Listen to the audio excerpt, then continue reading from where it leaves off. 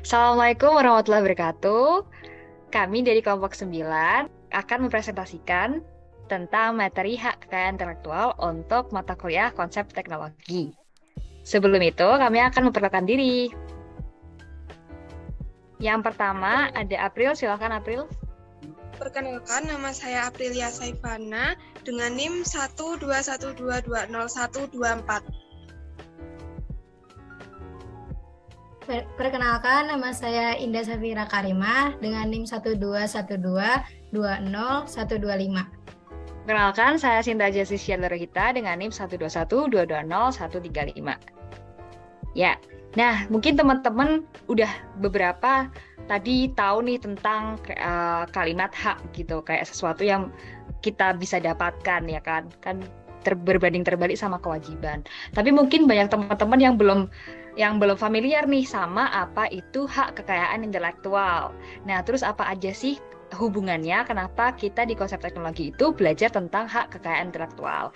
Oleh karena itu, kami akan menjelaskan tentang hak intelektual. Jadi pengertian hak intelektual akan dijelaskan oleh teman kita Indah. Silakan Indah. Oke, yang pertama kita masuk ke pengertian HKI. Sebelumnya udah ada yang tahu gak sih HKI itu apa? Atau ada yang udah pernah search di Google gitu soal HKI? Jadi di sini pengertian HKI itu bermacam-macam, soalnya kan dari sudut pandang orang yang berbeda-beda. Yang pertama, menurut Marzuki pada tahun 1996, HKI adalah suatu hak yang timbul dari karya intelektual seseorang yang mendatangkan keuntungan material. Keuntungan material inilah yang dapat memberikan kesejahteraan hidup bagi pemiliknya. Jadi, keuntungan material inilah yang menjadi penghasilan bagi pemilik karya intelektual. Jadi maksudnya gimana sih? Jadi seseorang mendapatkan penghasilan dengan pekerjaannya itu menciptakan sebuah hasil karya intelektual. Jadi yang kedua, menurut Undang-Undang Nomor 7 Tahun 1994, HKI adalah pemahaman mengenai hak atas kekayaan yang timbul dari kemampuan intelektual manusia yang mempunyai hubungan dengan hak seseorang secara pribadi, yaitu hak asasi manusia atau yang biasa kita sebut dengan HAM. Nah, yang ketiga, pengertian menurut WIPO atau World Intellectual Property Organization pada pasal 2 ayat 8. Kekayaan intelektual meliputi hak yang berkaitan dengan karya-karya sastra, seni dan ilmiah, invensi dalam segala bidang usaha manusia, penemuan ilmiah, desain industri, merek dagang, merek jasa, tanda dan nama komersial, pencegahan persaingan curang, dan hak lain hasil kegiatan intelektual di bidang ilmu pengetahuan, kesastraan, dan kesenian. Nah, yang keempat, menurut HKI Indonesia, HKI adalah hak eksklusif yang diberikan pemerintah sebagai hasil yang diperoleh dari kegiatan eksklusif intelektual manusia sebagai tanda yang dipergunakan dalam kegiatan bisnis serta termasuk ke dalam hak tak berwujud yang memiliki nilai ekonomi.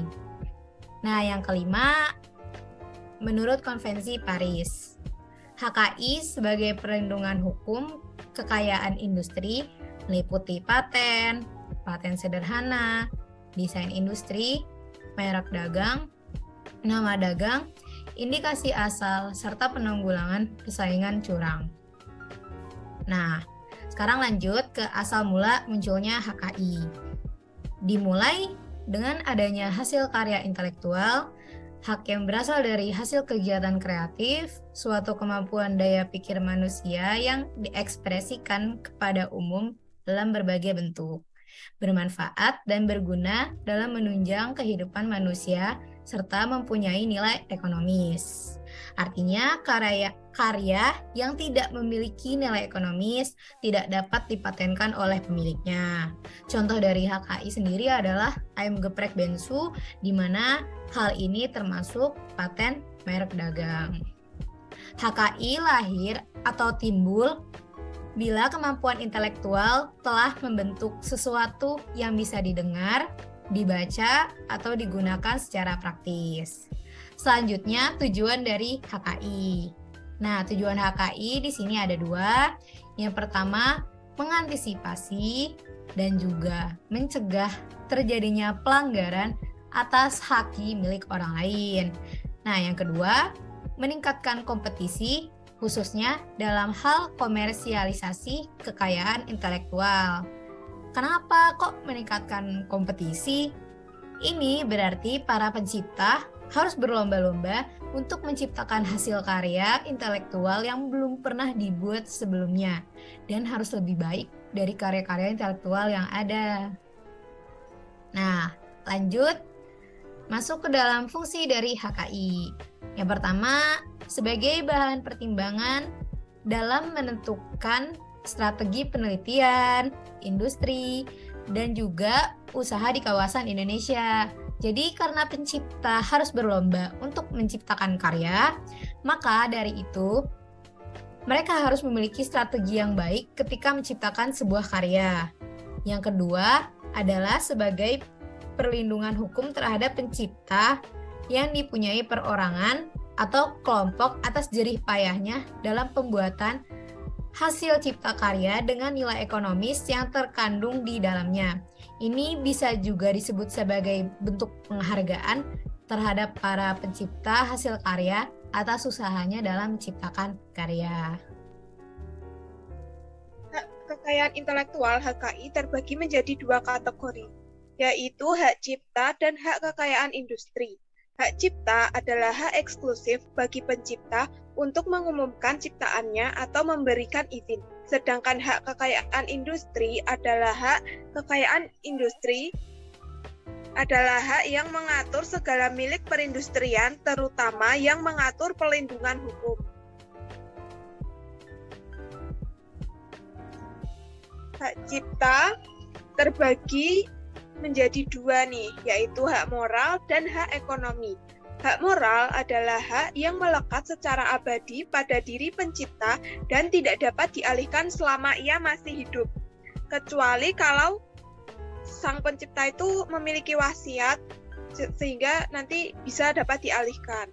Nah, berikut yang menjadi hak moral pencipta itu mencantumkan atau tidak mencantumkan namanya pada salinan sehubungan, menggunakan nama samaran, mengubah judul, mengubah ciptaannya. Sedangkan hak ekonomi adalah hak eksklusif pencipta untuk mendapatkan manfaat ekonomi atas ciptaannya. Hak ekonomi yang melekat pada pencipta atau pemegang hak cipta itu adalah penerbitan ciptaan, penerjemah ciptaan, pertunjukan ciptaan, penyewaan ciptaan. Nah, hak ekonomi ini berupa lisensi dan royalti. Jika lisensi adalah izin tertulis yang diberikan pemegang hak cipta atau pemilik hak terkait kepada pihak lain atas ciptaannya, sedangkan royalti itu adalah imbalan atas penggunaan ciptaan atau produk hak terkait tersebut. Hak kekayaan industri ini terbagi menjadi 6. Yang pertama ada paten, kedua merek, ketiga desain industri, keempat indikasi geografis, kelima rahasia dagang, dan yang terakhir desain tata letak sirkuit terpadu. Nah, sekarang kita akan memahami satu persatu bagian tersebut nih.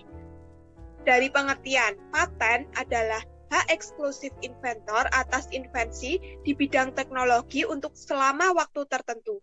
Sedangkan paten sederhana adalah perlindungan terhadap setiap invensi berupa produk yang baru dan mempunyai nilai kegunaan yang praktis. Contoh dari hak paten ini adalah penemuan B.J. Habibie yang disebut aeronautika dan cakar ayam oleh Sweet Tamu.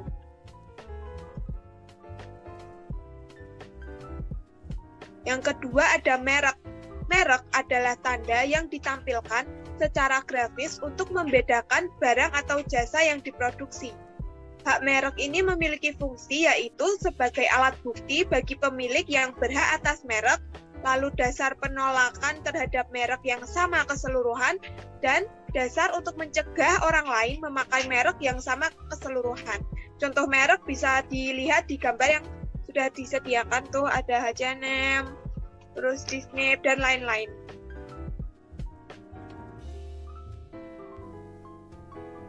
Lanjut ada desain industri. Desain industri adalah kreasi yang berbentuk 2 atau 3 dimensi yang memberikan kesan estetis serta dapat digunakan untuk menghasilkan suatu produk, barang, dan komoditas industri.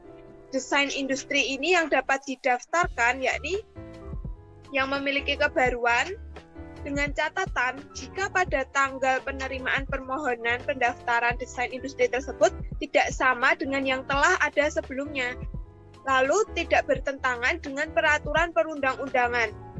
Sebagai contoh dari desain industri ini seperti bentuk dan detail pada smartphone dan laptop. Lanjut ada indikasi geografis.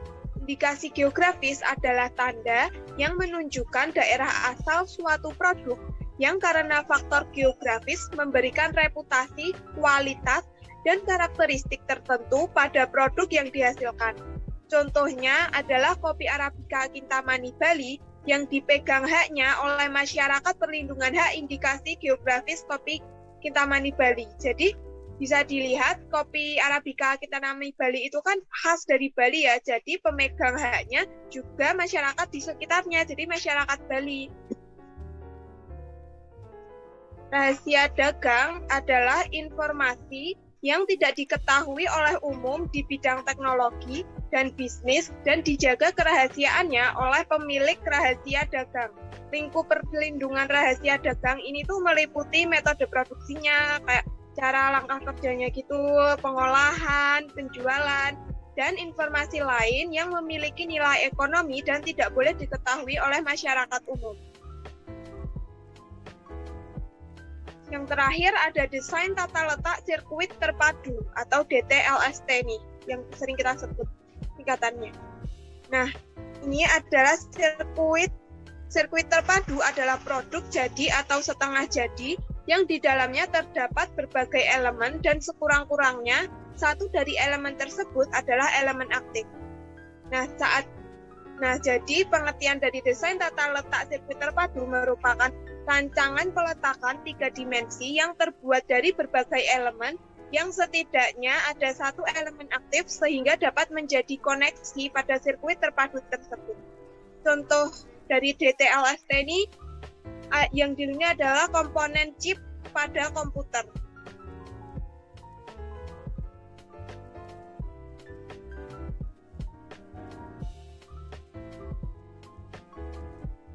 Prinsip HKI ini terbagi menjadi 4 nih teman-teman, yaitu prinsip ekonomi, keadilan, kebudayaan, dan prinsip sosial.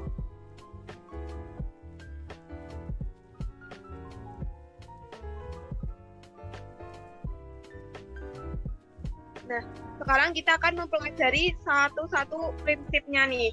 Yang pertama ada prinsip ekonomi, yaitu hak intelektual berasal dari kegiatan kreatif dari daya pikir manusia yang memiliki manfaat serta nilai ekonomi yang akan memberi keuntungan kepada pemilik hak cipta. Jadi pokoknya yang tentang ekonomi, yang uang gitulah. Terus prinsip kebudayaan ini merupakan pengembangan dari ilmu pengetahuan, sastra, dan seni guna meningkatkan taraf kehidupan serta akan memberikan keuntungan bagi masyarakat. Prinsip keadilan merupakan suatu perlindungan hukum bagi pemilik suatu hasil dari kemampuan intelektual. Sedangkan yang terakhir, prinsip sosial merupakan prinsip yang mengatur kepentingan manusia sebagai warga negara sehingga hak yang telah diberikan oleh hukum atas suatu karya merupakan satu kesatuan yang diberikan perlindungan berdasarkan kesetimbangan antara kepentingan individu dan masyarakat.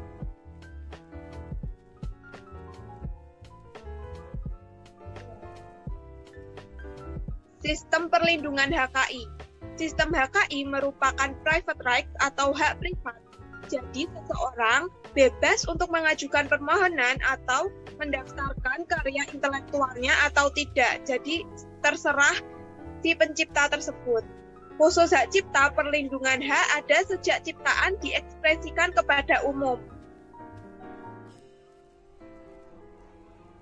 Oke, yang selanjutnya akan aku jelaskan. Jadi tadi kan mungkin teman-teman udah dapat bayangan tuh HKI itu apa, hak kekayaan intelektual itu apa sih pengertian yang gimana dari yang dijelasin Vira, dan juga udah dapat contoh-contoh HKI dari yang dijelasin April. Juga tadi sebelumnya udah ada nih disinggung tentang sistem perlindungan HKI. Nah, karena kita udah tahu tuh hal-hal tersebut, aku bakal jelasin lebih lanjut tentang gimana sih sebenarnya HKI di Indonesia itu, apa aja sih yang melandasi munculnya HKI di Indonesia. Jadi, perlindungan hukum HKI di Indonesia itu ada undang-undang dan keputusan presiden.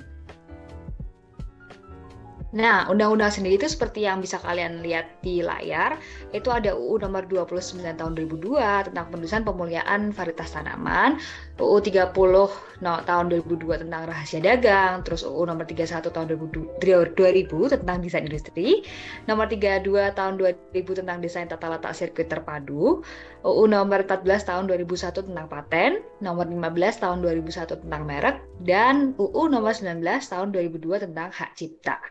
Itu tadi untuk undang-undang.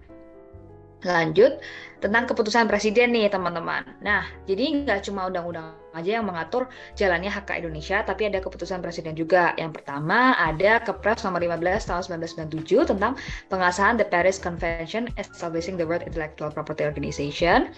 Terus Kepres nomor 16 tahun 1997 tentang pengesahan The Patent Cooperation Treaty and Regulation under Paris Convention Treaty. Jadi Paris Convention itu yang udah dijelasin Vira tadi, asal mula HKI muncul tadi itu. Nah, terus ada Kepres nomor 17 tahun 1997 tentang pengesahan The Trademark Law Treaty, Kepres nomor 18 tahun 1997 tentang pengesahan Berne Convention for Protection of Literary and Artistic Work, sama Kepres nomor 19 tahun 1997 tentang pengesahan The WIPO Copyright Treaty. Nah, terus kan kalian udah tahu nih base-nya atau landasan tentang HKI, apa itu HKI dan lain sebagainya. Sebenarnya apa sih HKI itu? Tadi kan udah jelasin tuh fungsi dan tujuan. Tapi sebenarnya apa sih? Kenapa sih harus ada pengelolaan HKI di Indonesia gitu loh? Jadi sebenarnya pengelolaan HKI itu adanya karena kita pengen mengusahakan adanya perlindungan hukum dan mencari pengakuan juga penghargaan atas karya intelektual seseorang. Terus nggak cuma mengakui secara hukum juga, tapi juga ingin mempromosikan hasil karya tersebut. Nah, hasil karyanya itu yang tadi udah jelasin April, yang punya nilai ekonomis, berbasisnya ilmu pengetahuan, seni, atau sastra. Kayak gitu teman-teman. Lanjut ya. Nah, kita lanjut nih tentang cara mendapatkan perlindungan HKI. Nah, sebelum, tadi kan si April udah ini nih, mention, kalau misalnya HKI itu tuh hak privat yang mana teman-teman boleh untuk boleh untuk mendapatkan, boleh juga enggak untuk hak kekayaan intelektual kalian. Nah, karena ini hak privat, jika teman-teman menghendaki HKI untuk karya intelektual teman-teman harus mengajukan permohonan. Permohonannya kemana? Ke Dirjen HKI. Kalau kalian nanti pergi ke websitenya Dirjen HKI, bakal ada persyaratan sedemikian rupa dengan guidebooknya dan lain sebagainya untuk mendaftarkan HKI, baik itu yang paten, merek, ataupun hak-hak yang lain. Kan macam-macam tuh, tadi kan ada jenis-jenisnya banyak. Akan ada di sana. Nah, ketika teman-teman sudah mengajukan permohonan, memenuhi syarat administrasi, juga persyaratan formal, maka teman-teman akan mendapatkan filing date, seperti yang tertulis di PPT di bawah itu. Filing date itu apa? Nah, fungsinya itu, filing date sendiri itu adalah tanggal ketika Dirjen HKI itu menerima dokumen permohonan HKI secara lengkap. Jadi istilahnya menerima itu bukan cuma kayak dapat, tapi beliau, Dirjen HKI itu sudah kayak menyetujui dokumen permohonan HKI, kekayaan intelektual teman-teman. Nah, maka dari itu, karena sudah disetujui, sudah lengkap nih dokumennya, tanggal filing date itu juga akan menjadi tanggal awal mula berlakunya HKI untuk kekayaan intelektual atau hasil karya teman-teman. Gitu, lanjut ya. Nah, terus kan berarti hak privat ya, kita harus memohon. Terus sistemnya gimana sih permohonan HKI di Indonesia itu?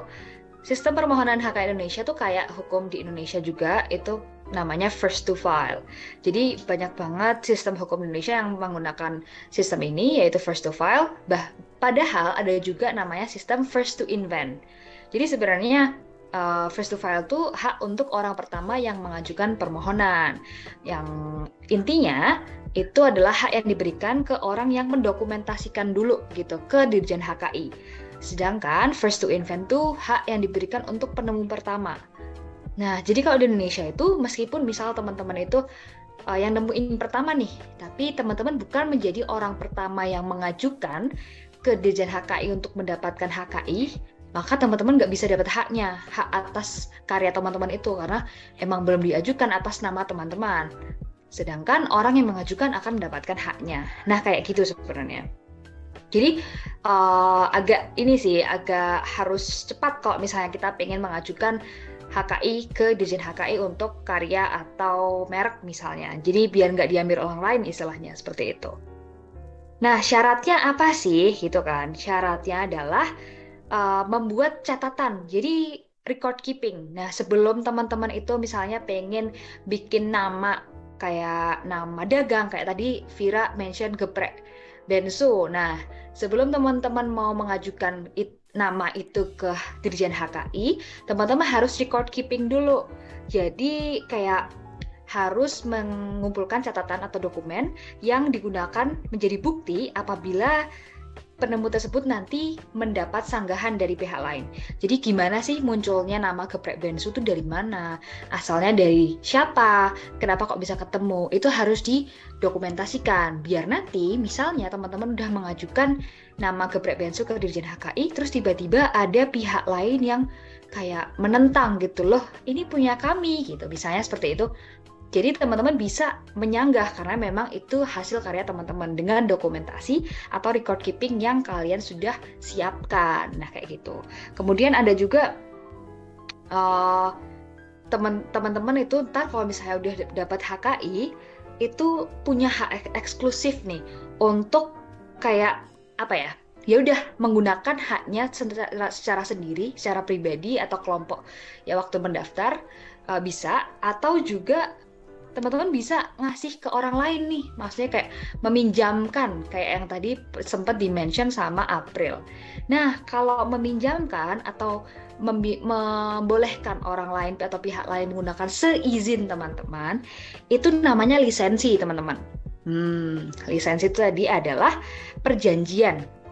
Jadi kalau misalnya nih teman-teman pengen ada orang lain yang menggunakan hak kekayaan teman-teman, maka teman-teman boleh melakukannya asal ada perjanjian atau lisensi. Nah, lisensi ini harus dicatatkan ke Dirjen HKI juga. Jadi harus diajukan, dikasih persuratan, surat kuasa, dan lain sebagainya. Baru boleh dilaksanakan, boleh dilisensikan kalau misalnya memang sudah disetujui.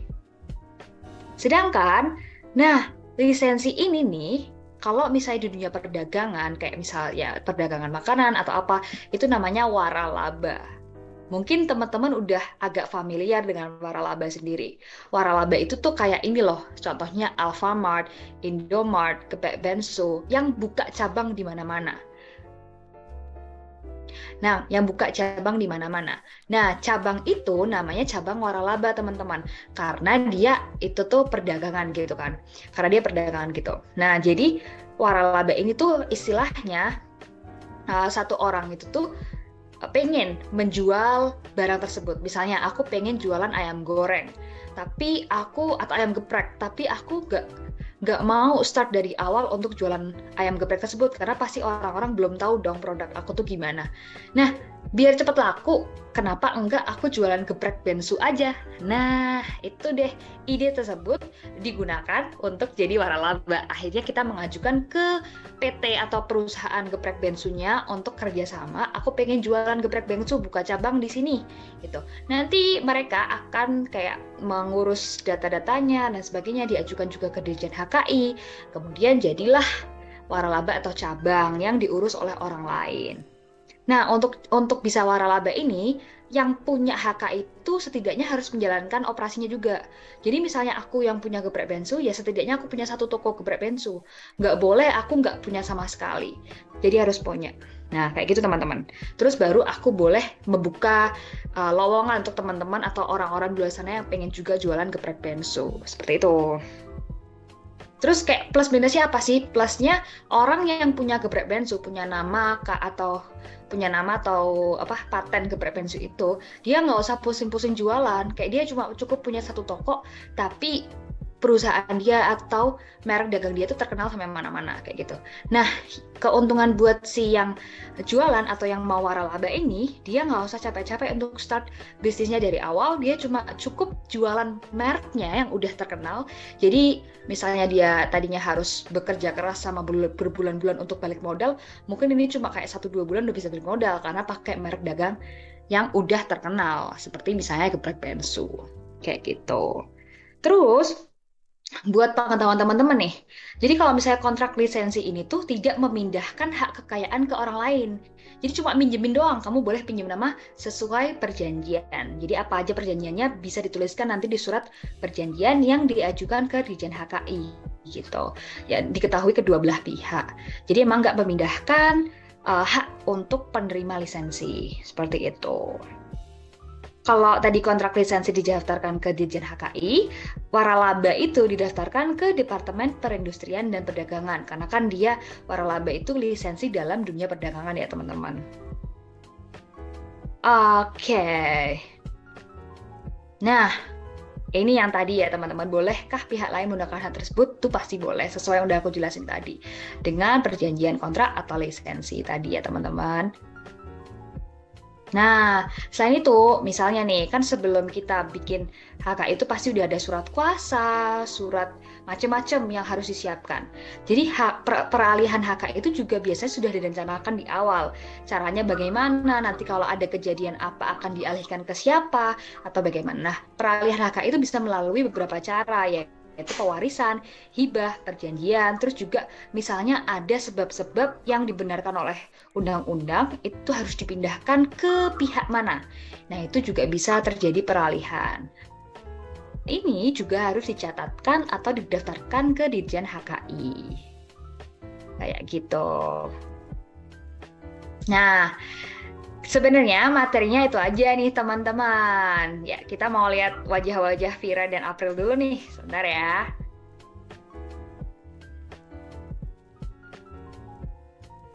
Oke, nah teman-teman, kita ucapin terima kasih untuk teman-teman yang udah memperhatikan materi ini sampai selesai. Semoga dari materi yang kita jelasin ini, teman-teman bisa lebih paham tentang hak kekayaan intelektual.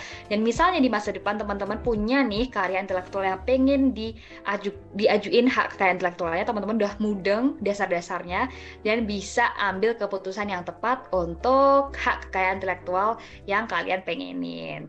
Jadi sekian dari kami, banyak kekurangan mohon maaf. Wassalamualaikum warahmatullahi wabarakatuh.